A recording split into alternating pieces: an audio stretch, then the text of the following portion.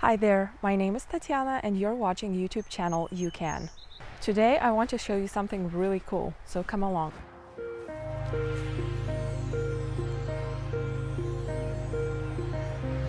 Check this out.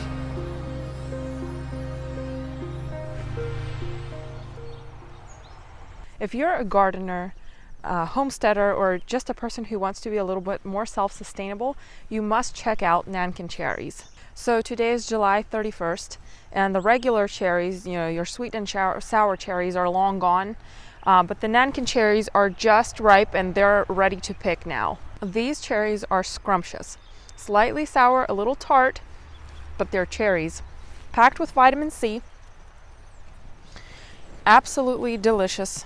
A great snack at the end of July when all the other cherries are gone. Super juicy. They have a pit like any other cherry does. Very, very good.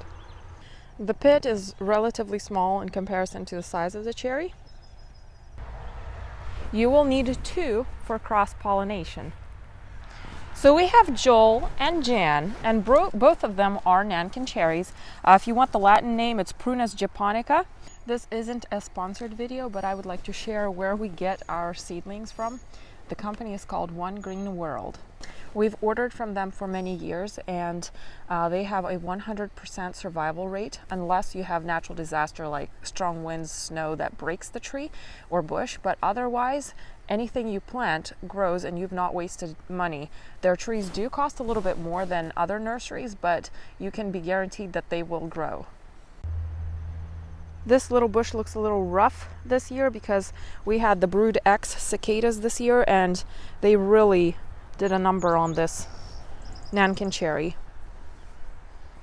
Now this one, for whatever reason, the cicadas didn't really touch that much, and it is loaded with berries.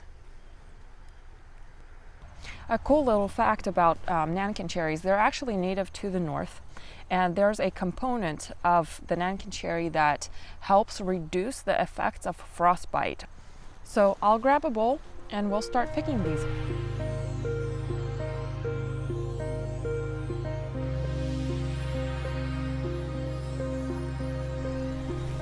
So this bush is 3 years old. Generally for fruit trees and berry shrubs, it takes about 2 to 3 years for the plant to establish itself. So you can see how loaded this is. This is actually the first year that we're picking so many cherries off of it. Last year we did get some, maybe a handful or 2, but this year it's quite loaded.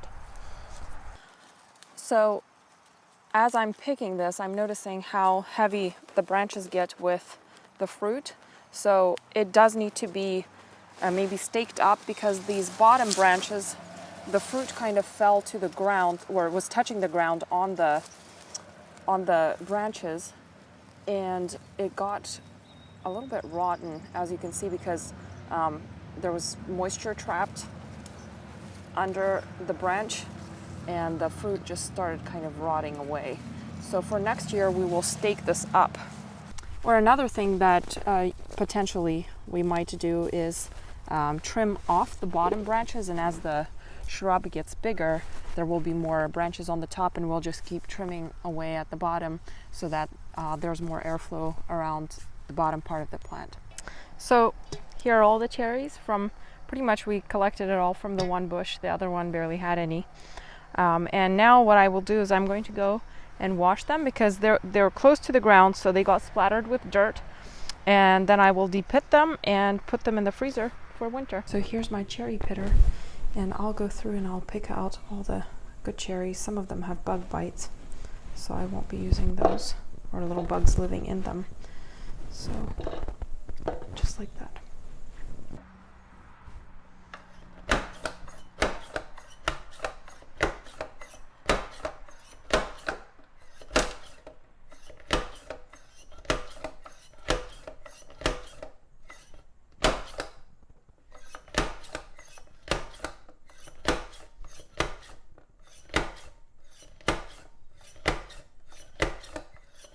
I will put the pitted cherries into a glass mason jar.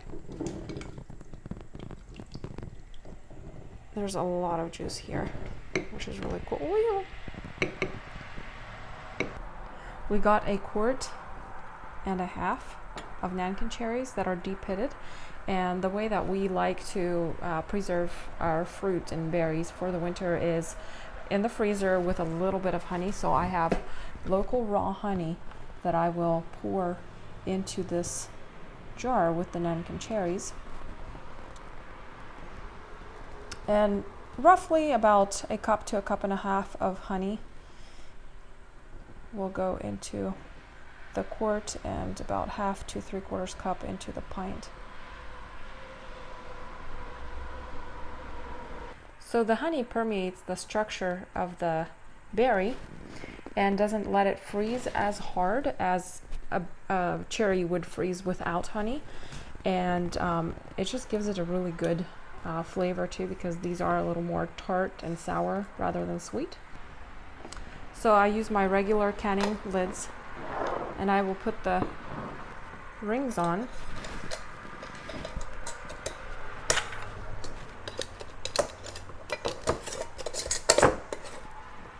Tighten them down, and we will set these upside down.